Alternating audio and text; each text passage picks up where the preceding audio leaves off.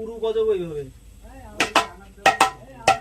উরু থা উরু তাত, থা যেভাবে বাজেছি সেভাবে তাত তাত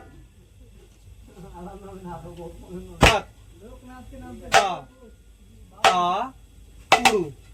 এই সেকেন্ড লাইনের উরু ক্ষেত্রে এই পাশে কম্বাইন্ড ইউজ করব গে, এই না, তাহলে ধি না বাজাবো কম্বাইন্ড একসাথে 4 আঙ্গুলের,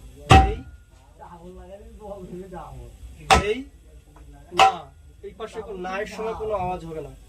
তাহলে আমি কাহার বাতালে থারু তাত্তা তারু ধেনা বোলটা বাজাচ্ছি,